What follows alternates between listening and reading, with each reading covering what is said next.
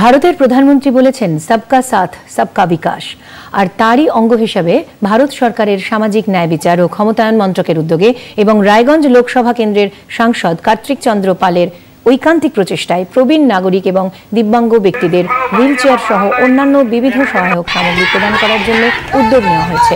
উত্তর দিনাজপুর জেলার চাকুলিয়া বিধানসভার কানকি শ্রী জৈন বিদ্যা মন্দিরে নিরীক্ষণের মাধ্যমে নাম নথিভুক্তিকরণ করা শুরু হলো। এই কর্মসূচির উদ্বোধন করেন রায়গঞ্জ লোকসভার সাংসদ কার্তিক চন্দ্র পাল। তিনি বলেন, সম্পূর্ণ বিনামূল্যে এই পরিষেবা দেওয়া হচ্ছে। 11 মে পর্যন্ত রায়গঞ্জ লোকসভা কেন্দ্রে ব্লক ভিত্তিক দিব্যাঙ্গ ব্যক্তিদের জন্য এই শিবির চলছে।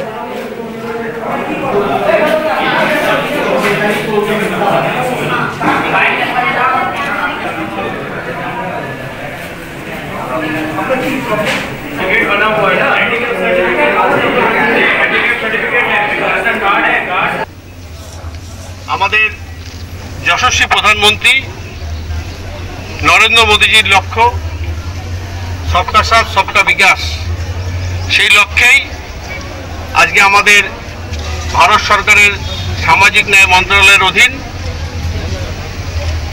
এলিমকো যে সংস্থা রয়েছে তাদের উদ্যোগে এবং আমাদের লোকাল যারা রয়েছেন তাদের উদ্যোগে এই ক্যাম্পে যেমন ডাক্তারবাবু এসছেন স্ক্রিনিং করবেন, তার সাথে সাথে তাদেরও লোকজন রয়েছেন। আপনারা সারাদিন ব্যাপী স্ক্রিনিং চলবে। আপনারা কেউ বেশি উৎসাহ নিয়ে তাড়াহুড়ো করবেন না, কারণ আমরা চাইবো যে আমাদের সমাজে যারা দিব্যাঙ্গজন রয়েছেন তারা সরকারের তরফ থেকে নিঃশুল্কভাবে যে সমস্ত ইনস্ট্রুমেন্ট দেওয়া হবে, যে যেটা পাওয়ার যোগ্য ডাক্তারবাবু সেটা সিলেক্ট করবে। তার সাথে আমাদের যারা প্রবীণ নাগরিক রয়েছে তাদের জন্যও রয়েছে।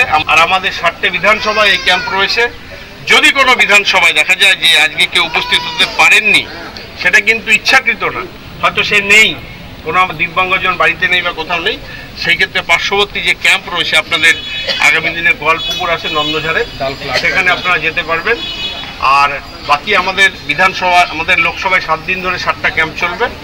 আপনাদের যদি নিজস্ব কোনো পরিচিত বা নিজস্ব লোকজন থাকে আমাদের রায়গঞ্জ লোকসভার মধ্যে, আপনারা ঠিক তাদেরকেও খবরটা পৌঁছে দেবেন, যাতে আমরা চাই আমাদের সরকার যে প্রকল্পটা নিয়েছে তার সুবিধা সমস্ত উপভোক্তারাই পাবে।